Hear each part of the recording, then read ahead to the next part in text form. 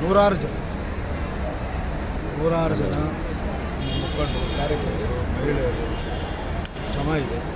ಆ ಶ್ರಮದ ಫಲ 46 ಜೋಡಿಗೆ ಇವತ್ತು ಮದುವೆ ಆಗಿದೆ. ನಮ್ಮ ಹಬ್ಬ ಹೆಸರು ಮಾತ್ರ, ಉಳಿದಿದ್ದೆಲ್ಲ ಪಾತ್ರಧಾರರು ಬೇರೆ, ಸೂತ್ರಧಾರಿ ನಾನು ಅಷ್ಟೇ. ಸಂಪೂರ್ಣ ರಾಮಾಯಣ ನಾಟಕ ಆಗಬೇಕಾದ್ರೆ ಕೊನೆಗೆ ನೀವೆಲ್ಲ ನಿಂತಿದ್ದೀರಲ್ಲ, ಈ ಥರ ಒಂದು ಟೀಮ್ ವರ್ಕ್ ಆಗಿ ಎಸ್ ಕೆ ನಟರಾಜ್ ಅವರು, Damodara Naidu, H K Muttappa, R Narayana Swamy, C Muttappa, ಅಗ್ರಿಗೌಡರು, ಮಂಜಣ್ಣ, ನಮ್ಮ ಹೊಸಕೇರಳ್ಳಿ ಹನುಮಂತರಾಯ, ಕಾವೇರಿ ನಗರ ವೆಂಕಟೇಶ, ನಮ್ಮ ಸತೀಶ, ಯಡಿಯೂರು ಸತೀಶ, ಅನೇಕ ಜನ, ನಮ್ಮ ನವೀನ, ಈ ಥರ ನೂರಾರು ಜನದ ಶ್ರಮ ಇತ್ತು. ಶ್ರಮದ ಫಲ 46 ಜೋಡಿಗಾಗಿದೆ. ಅದರಲ್ಲಿ ವಿಶೇಷವಾಗಿ 5 ಜೋಡಿ ವಿಕಲಚೇತನರು ಹೇಳಿ ಅವ್ರನ್ನ ಯಾರು ಸಹಿತ ಅವರೇ ನೋಡೋರಂಥ ವ್ಯವಸ್ಥೆ ಆಗಿದೆ. ಅವ್ರಿಗೆ ಇವತ್ತು 5 ಜೋಡಿಗೆ ತಾಯಿ ಸನ್ನಿಧಾನದಲ್ಲಿ ಅವರ ಈಗ ಹುಡುಗಿ ಒಂದು ಹಾಡಾಟ ತಾಯಿ ಮೇಲೆ, ಅದನ್ನು ನಾವು ಅರ್ಥ ಮಾಡಿಕೊಂಡ್ರೆ ಜೀವನದಲ್ಲಿ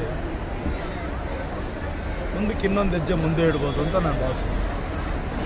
ಯಾಕೆ ಮಗು ಒಂದು ಹಾಡಾಡ್ತು ತಾಯಿ ಮೇಲೆ ಅಂತ ಹೇಳಿದ್ರೆ, ಕಷ್ಟ ನನ್ನ ಹತ್ರ ಒಬ್ಬರೇ ಹಂಚ್ಕೊಂಡಿದ್ದಾಳೆ. ಬೇರೆ ಸಂಗೀತ ಶಾಲೆಯಲ್ಲಿ ಹುಡುಗಿ ಬದುಕಿದ್ದಾರೆ. ಹುಡುಗ ಮಹಾರಾಷ್ಟ್ರದ ಸೊಲ್ಲಾಪುರ. ನಾನು ಹೆಂಗೆ ಜೋಡಿ ಆದ್ರಿ ಅಂತ ಕೇಳಿದೆ. ಅವರ ಹ್ಯಾಂಡಿಕ್ಯಾಪ್ ಗ್ರೂಪಲ್ಲಿ ವಾಯ್ಸ್ ರೆಕಾರ್ಡ್, ಇನ್ಸ್ಟಾಗ್ರಾಮಲ್ಲಿ ವಾಯ್ಸ್ ರೆಕಾರ್ಡ್ ನೋಡಿ ಒಪ್ಕೊಂಡಿದ್ದೀನಿ. ನಾನು ಯೋಚನೆ ಮಾಡಿದೆ. ಅದಾದಮೇಲೆ ಇನ್ನೊಂದು ಜೋಡಿ ಬಂತು, ಮಂಜುನಾಥ್ ಅಂತೇಳಿ ಗೌಡಂಪಳ್ಳಿ. ಈ ಹುಡುಗಿ ನಮ್ಮ ಕುಮಾರಸ್ವಾಮಿ. ಇನ್ನೊಂದು ನಮ್ಮ ಪ್ರಗತಿಪುರ ಪಂಚಕಿ ದೇವಸ್ಥಾನದ ಹಿಂದೆಗಡೆ. ಹೀಗೆ ಬರ್ತಾ ಬರ್ತಾ BTM ಲೇಔಟ್ದು ಒಂದು ಹುಡುಗಿ ಬಂತು ಲಾಸ್ಟ್ ಟೈಮ್. ಆ ಹುಡುಗಿಗೆ ತಂದೆ ತಾಯಿನೂ ಇಲ್ಲ, ಅಣ್ಣ ತಮ್ಮದಿರೂ ಇಲ್ಲ, ಅಕ್ಕ ತಂಗಿದಿರೂ ಇಲ್ಲ. ಅವ್ರ ದೊಡ್ಡಪ್ಪನ ಮನೆಯಲ್ಲಿ ಸಾಕಿದ್ರು. ಕೊನೆ ಮುಗಿದೋಗಿತ್ತು.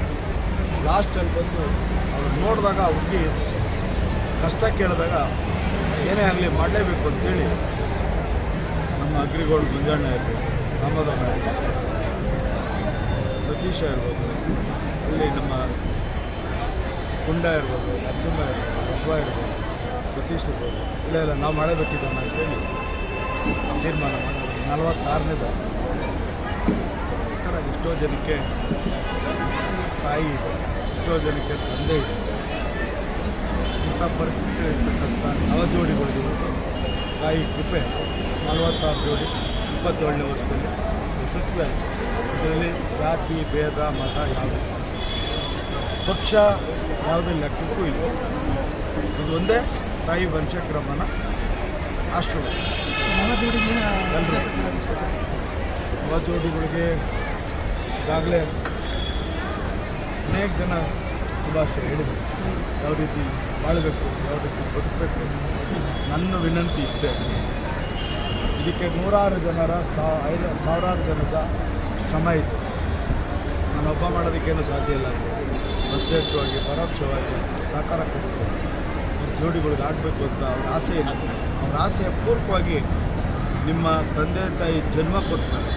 ಎಷ್ಟು ವರ್ಷ ಬದುಕಿರ್ತೀರ ಅಷ್ಟು ವರ್ಷ ನಿಮ್ಮಿಬ್ಬರ ಜೀವನ ದಾಂಪತ್ಯ ನಿರಂತರವಾಗಿ ನಗನಗ್ತಾ ಜೀವನ ಸಾಗಿಸ್ತಾರೆ.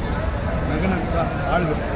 ಯಾವುದೇ ಏರುಪೇರು ಬಂದಾಗ ನೀವಿಬ್ಬರೇ ಕೂತ್ಕೊಂಡು ಸರ್ ಮಾಡ್ಕೊಬೇಕು. ನೂರನೂರು ಭಾಗಕ್ಕೆ ಹೋಗ್ಬಾರ್ದು. ಒಂದು ವೇಳೆ ನಿಮ್ಮಿಬ್ಬರಲ್ಲೂ ಆಗಲಿಲ್ಲ, ತಾಯಿ ಸನ್ನಿಧಾನದಲ್ಲಿ ಬಂದು ಪ್ರಾರ್ಥನೆ ಮಾಡಿ ಬದುಕಬೇಕು, ಬಾಳಬೇಕು. ಹಠ ಛಲ ಗುರಿ ಇಟ್ಟುಕೊಂಡು ಈ ಒಂದು ಶ್ರಮಕ್ಕೆ ನೀವು ಪ್ರತಿಫಲ ಅಷ್ಟೇ ನಾವು ಕೇಳೋದು. ನೀವು 100 ವರ್ಷ ಬಾಳಬೇಕು, ಬದುಕಬೇಕು, ನಿಮ್ಮ ಕಾಲ ಮೇಲೆ ನೀವು ನಿಲ್ಲಬೇಕು ಅನ್ನೋದೇ ನಮ್ಮ ಒಂದು